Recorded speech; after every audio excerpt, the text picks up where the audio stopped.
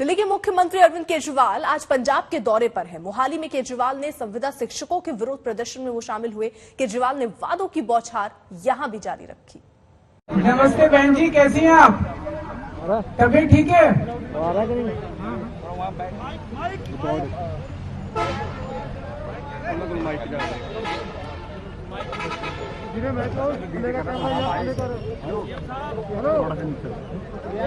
तबीयत खराब है आपकी? बस वही खड़े हो जाओ। एक बार जरा बोल दो। तबीयत ठीक है?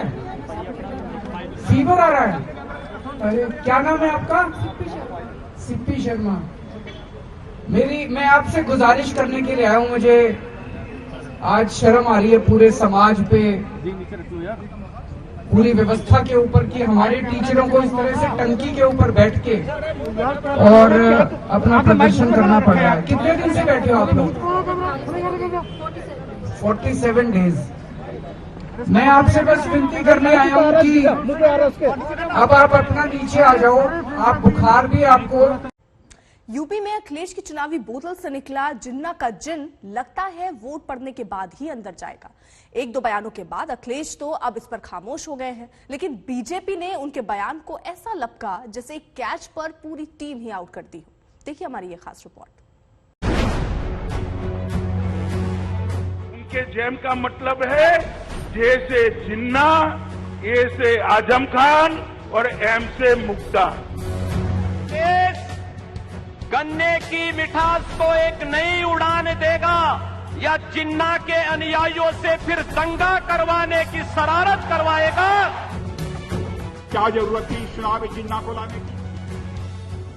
लेकिन समाजवादी पार्टी के नेता ने जिन्ना को लाकर खड़ा कर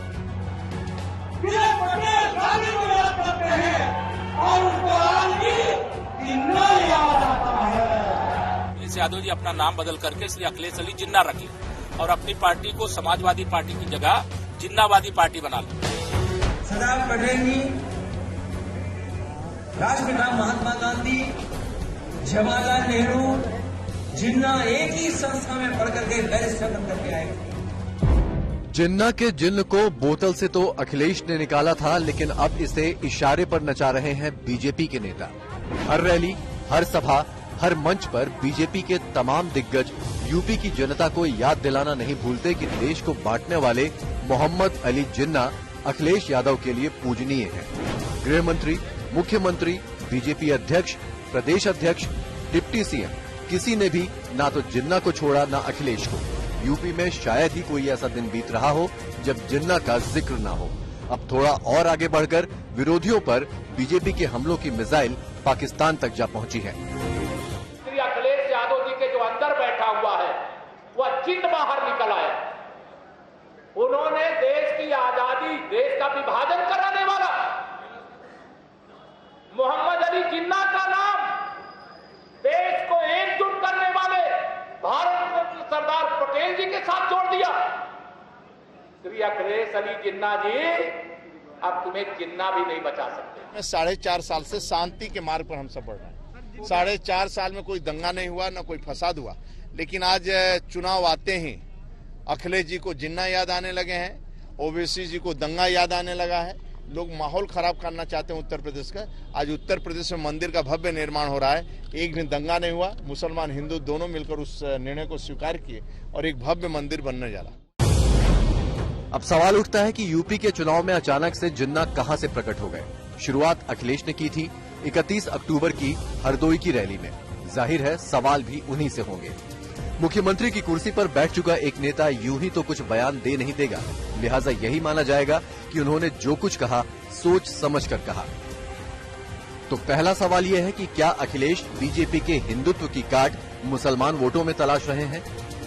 दूसरा सवाल है कि क्या अखिलेश को ये लगता है कि भारत के मुसलमान जिन्ना को हीरो मानते हैं? तीसरा सवाल है कि क्या अखिलेश को ओवैसी से मुस्लिम वोटों के बंटवारे का डर है? और चौथा सवाल है कि क्या अखिलेश अपने पिता के मुस्लिम यादव फॉर्मूले को आज भी जीत की गारंटी मानते हैं? अखिलेश शायद इन सवालों के जवाब ना दें, लेकिन जिन्ना की पिच पर वो जिस तरह से डटे हुए हैं उससे सारे जवाब खुद ब खुद मिल जाते हैं। उस समय पर बताएंगे। बार बार कई राजनीतिक दलों ने उसको चलाया है, कई राजनीतिक दलों ने उसको सवाल किया है, जो आपने महात्मा गांधी और जिन्ना को लेकर कहा था, उसका कॉन्टेक्स्ट क्या था? अगर आप एक बार क्लियर कर दें। क्यों करें कॉन्टेक्स्ट? मैं तो कहूंगा ना कि दोबारा किताबें पढ़ लें, दोबारा किताबें पढ़नी चाहिए। ये भी तय था कि अखिलेश के इस जिन्ना प्रेम को बीजेपी किस कदर तूल देकर चुनाव में भुनाएगी। पूरे यूपी में घूम घूम कर कार्यकर्ताओं की क्लास लगाते बीजेपी अध्यक्ष हो या पीएम के साथ यूपी में विकास का मंच सजाकर बैठे सीएम जिन्ना को कोई नहीं भूलता।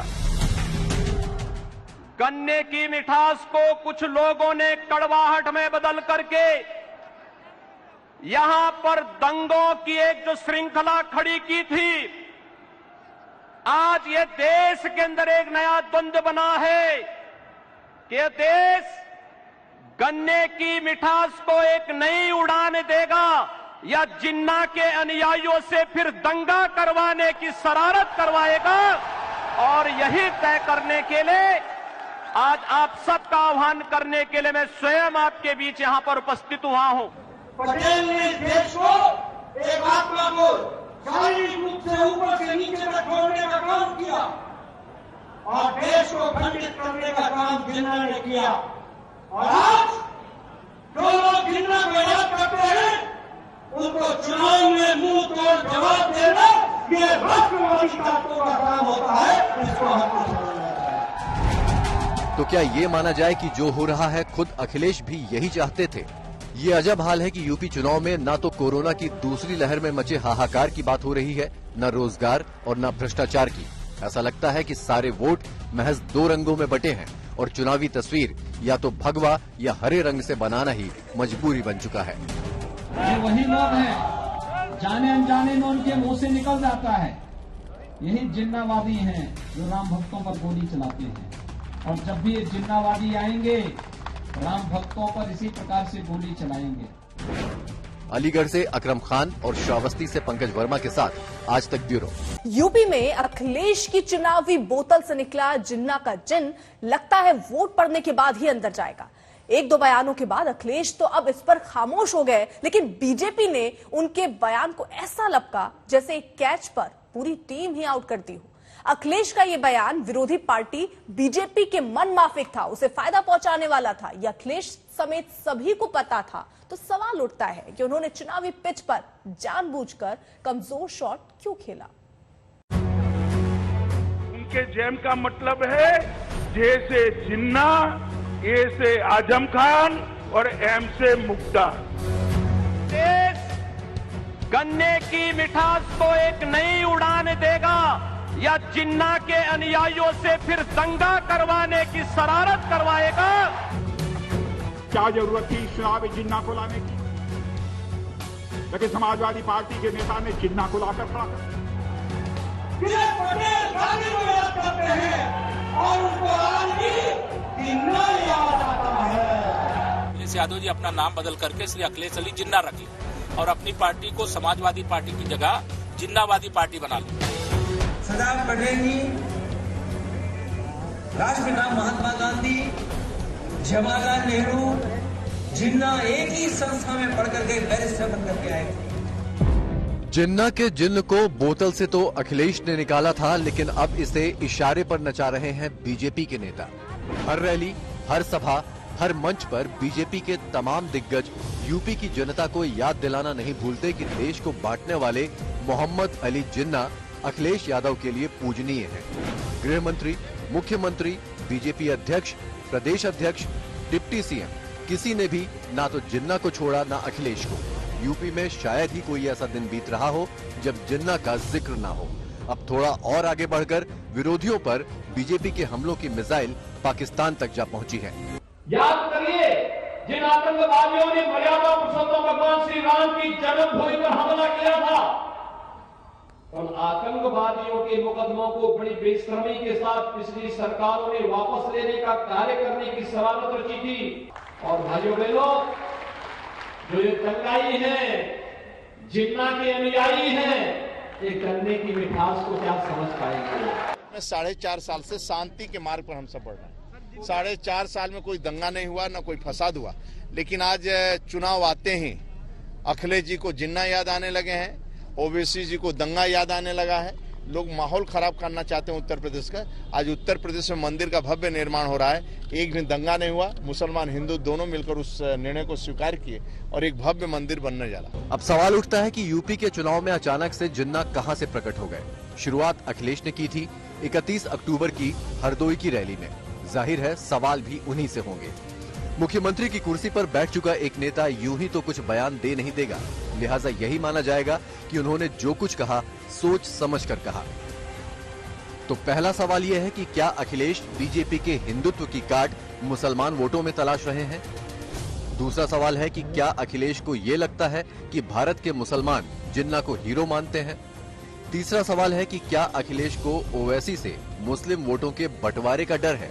और चौथा सवाल है कि क्या अखिलेश अपने पिता के मुस्लिम यादव फॉर्मूले को आज भी जीत की गारंटी मानते हैं? अखिलेश शायद इन सवालों के जवाब ना दें, लेकिन जिन्ना की पिच पर वो जिस तरह से डटे हुए हैं उससे सारे जवाब खुद ब खुद मिल जाते हैं।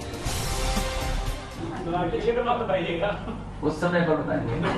आपके बयान को बार-बार कई राजनीतिक दलों ने उसको चलाया है, कई राजनीतिक दलों ने उसको सवाल किया है, जो आपने महात्मा गांधी और जिन्ना को लेकर कहा, उसका कॉन्टेक्स्ट क्या था? अगर आप एक बार क्लियर कर दें। क्यों करें कॉन्टेक्स्ट?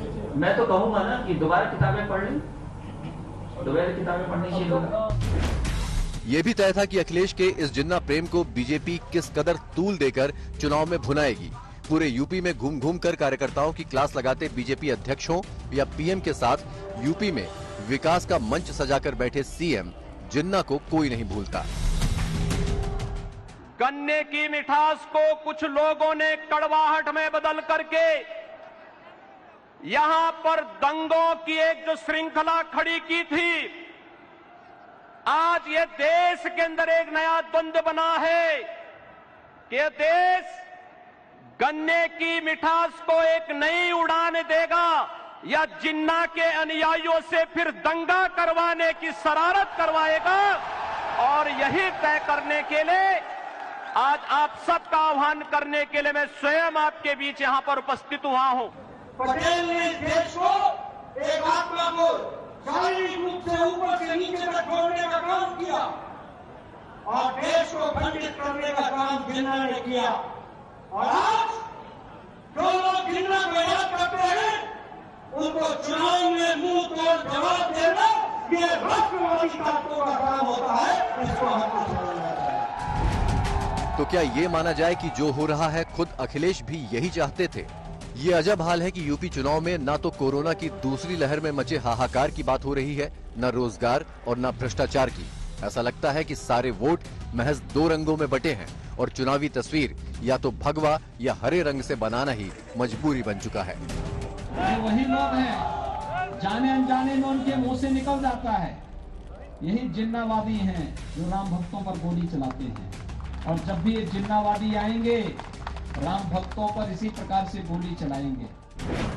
अलीगढ़ से अकरम खान और श्रावस्ती से पंकज वर्मा के साथ आज तक ब्यूरो। तो बात दरअसल अपने अपने वोट बैंक की है। बीजेपी अपने हिंदुत्व के एजेंडे पर बेबाकी से आगे बढ़ रही है, तो अखिलेश को अपने पिता मुलायम सिंह यादव का पुराना और आजमाया हुआ MY यानी मुस्लिम यादव फॉर्मूला अब याद आ रहा है। लेकिन अखिलेश की मुश्किल ये है कि अब मुस्लिम वोटों के वो अकेले दावेदार नहीं रह गए।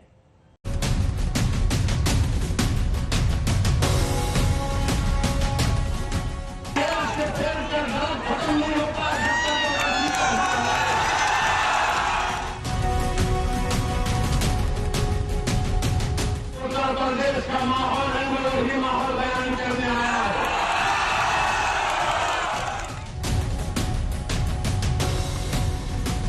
हर व्यक्ति जानता है कि ओवैसी समाजवादी पार्टी के एजेंट बन करके प्रदेश में भावनाओं को भड़काने का कार्य कर रहे हैं। बाकी विरोधी दलों से अलग अखिलेश यादव को इस बार योगी विरोध की सियासत में सबसे बड़ा दावेदार माना जा रहा है। वो पूरे उत्तर प्रदेश में रैलियां कर रहे हैं, समाजवादी विजय रथ यात्रा निकाल रहे हैं, जनता को योगी सरकार की खामियां और नाकामियां गिना रहे हैं। लेकिन इतना सब करने के बाद भी जिन्ना के रास्ते बात हिंदू मुसलमान पर आ ही जाती है। आलोचना करने वालों को कुछ भी लगे, लेकिन अखिलेश जो कर रहे हैं उनके पास उसकी बड़ी और वाजिब वजह है। दरअसल 2017 के विधानसभा चुनाव में अखिलेश की समाजवादी पार्टी और कांग्रेस ने मिलकर चुनाव लड़ा था। इस साझेदारी में दोनों को यादव वोटों का 80%, मुसलमान वोटों का 70% और अगड़े वोटों का 16% हासिल हुआ था। लेकिन तब से अब तक बात बदल चुकी है। अखिलेश और राहुल की यूपी के लड़कों वाली जोड़ी टूट चुकी है। कांग्रेस के लिए प्रियंका इस बार पूरी ताकत झोंक रही हैं, तो ओवैसी भी पूरे दम से यूपी में तंबू ताने हुए हैं।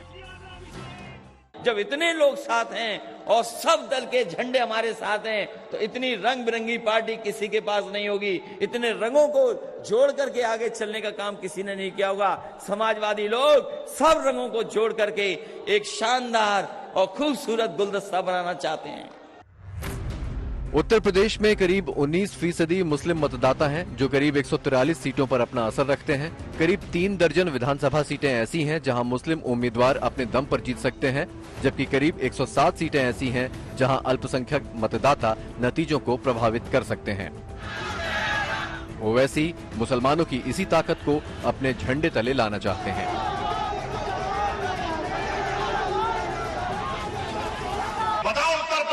मुसलमानों, तुम 19% हो और उसके बावजूद भी ना तुम्हारी वोट की अहमियत, ना तुम्हारी जान की कीमत। से गुजारिश है कि मर्ज का इलाज हमारे पास है, ये मर्ज का इलाज हमारे पास है, और उस मर्ज का इलाज ना समाजवादी पार्टी के पास है, ना कांग्रेस के पास।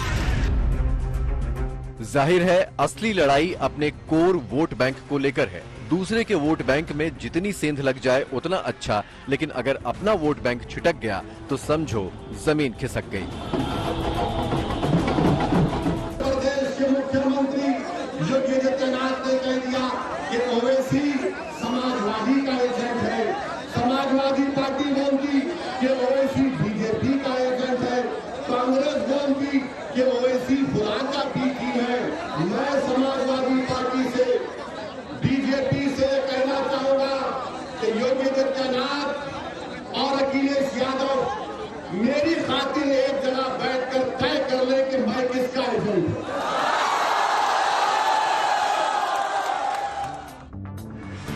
मुसलमान वोटों के लिए छिड़े इस संग्राम में बीजेपी के पास खोने को कुछ नहीं है। उल्टे हिंदुत्व के नाम पर उसे वोट बैंक बढ़ाने की उम्मीद दिख रही है। लिहाजा बीजेपी दिग्गज पूरी ताकत से चोट मार रहे हैं। वृंदावन बिहारी लाल की। यहाँ पर मैं चेतावनी दूंगा उस व्यक्ति को जो यहाँ पर सिटीजनशिप अमेंडमेंट एक्ट के नाम पर फिर से भावनाओं को भड़काने का कार्य कर रहा है। और भाइयों बहनों, मैं इस अवसर पर चाचा जान और अब्बा जान के नैया से कहूंगा कि वे सावधान होकर के सुन लें। अगर प्रदेश की भावनाओं को भड़का करके माहौल खराब करोगे तो फिर सख्ती के साथ सरकार निपटना भी जानती है। बीजेपी के लिए एक बड़ा फायदा ये भी है कि ओवैसी की बढ़ती ताकत सबसे बड़ा नुकसान अखिलेश को ही पहुंचाएगी, जिसका सीधे तौर पर फायदा बीजेपी को ही मिलेगा। आज तक ब्यूरो। ओवैसी में मुस्लिम वोटों के लिए नूरा कुश्ती चल रही है, तो बीजेपी इस लड़ाई का पूरी बेतकल्लुफ से लुत्फ उठा रही है, क्योंकि उसका पूरा जो फोकस है वो बूथ के रास्ते चुनाव जीतने के अपने मंत्र पर है। उत्तर प्रदेश की नई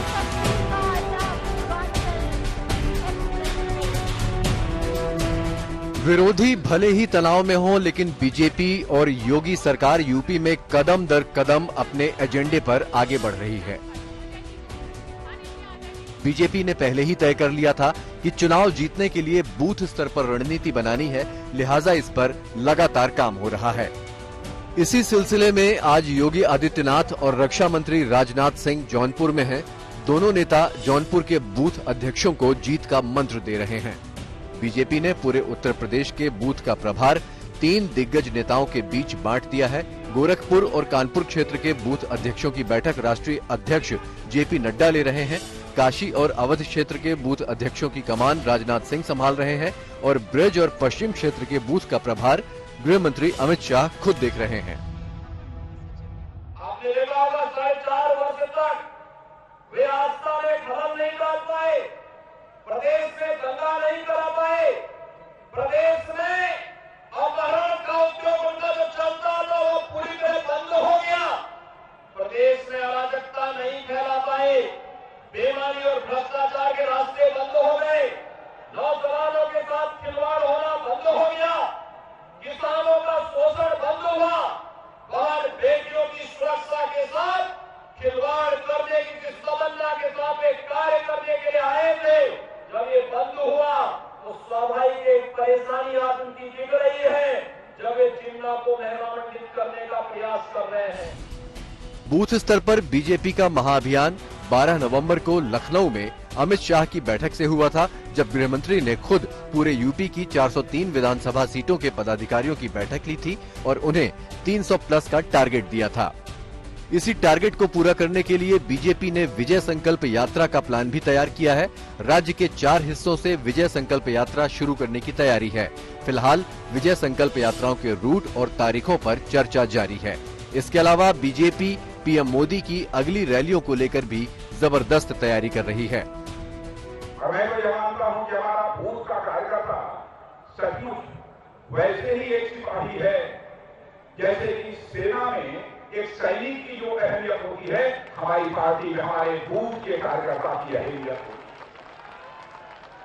आज हमारे देश की सेना जितनी मजबूत हुई है, बहनों भाइयों, मैं देखता हूं कि हमारे अब वैसे ही हमारी भारतीय जनता पार्टी भी पूरे हिंदुस्तान में मजबूत राजनीतिक पार्टी के रूप में खड़ी है।